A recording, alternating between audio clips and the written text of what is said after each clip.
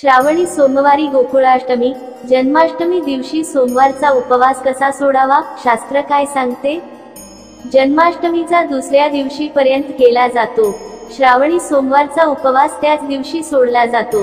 दोन्ही व्रते एकाच दिवशी आल्याने कोणता उपवास कधी सोडावा याबाबत अनेकांच्या मनात शंका आहे। त्याबाबत शास्त्र काय सांगते ते जाणून घ्या। संपूर्ण देशभरात अनेक उत्सव अगदी उत्साहात साजरे केले जातात। यापैकी एक म्हणजे जन्माष्टमी। देशभरात श्रीकृष्णाचा जन्मोत्सव जन्म सोहळा विविध पद्धतीने साजरा केला जातो। श्रावण मध्य अष्टमी या तिथीला मध्यरात्री रोहिणी नक्षत्रावर श्रीकृष्णाचा जन्म झाला। यंदा 2024 मध्ये ऑगस्ट 26 रोजी श्रीकृष्ण जन्मोत्सव आणि दुसऱ्या दिवशी दहीहंडी साजरी केली जाणार आहे।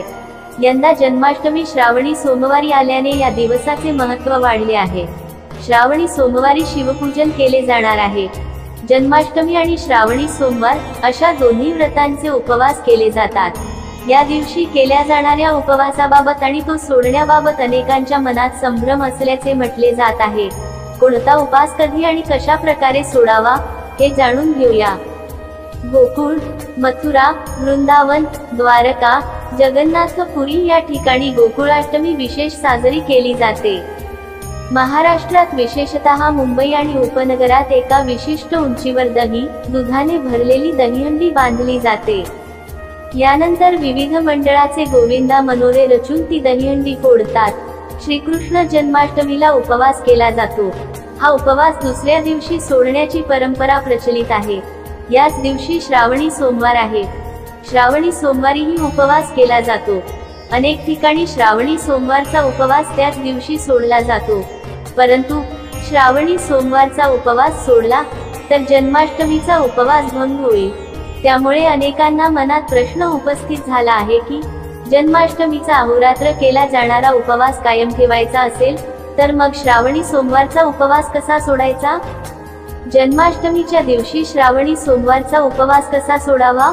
काही शास्त्रांनुसार श्रावणी सोमवार आणि जन्माष्टमी एकाच दिवशी आले असतील आणि दोन्हींचे उपवास धरले असतील तर श्रावणी सोमवारी सूर्यास्तानंतर भाताचा वास घेऊन म्हणजे अवघ्राण केल्यामुळे सोमवारचा उपवास सुटेल। परंतु ही पद्धत योग्य नाही, कारण ही पद्धत अवलंबली तर जन्माष्टमीचा उपवासही सुटू शकतो। त्यामुळे अशा परिस्थितीत नेमके काय करावे याची योजना शास्त्रांत केलेली आढळून येते। एका उपवासात जर दुसरे पारणे करायचे असेल तर पाण्याने पारणे करावे असे सांगितले जाते, कारण एका वेदमंत्रात याबाबतचा संदर्भ येतो। आपोवा अशित अनशितच कारण पाणी जे असते ते उपवासाला चालते आणि पारण्यालाही चालते असा वेदमंत्र असल्यामुळे ज्यांचा श्रावणी सोमवारचा उपवास आहे त्यांनी सायंकाळी पाणी घेऊन उपवास सोडावा। म्हणजेच तशी भावना मनात करायची असते।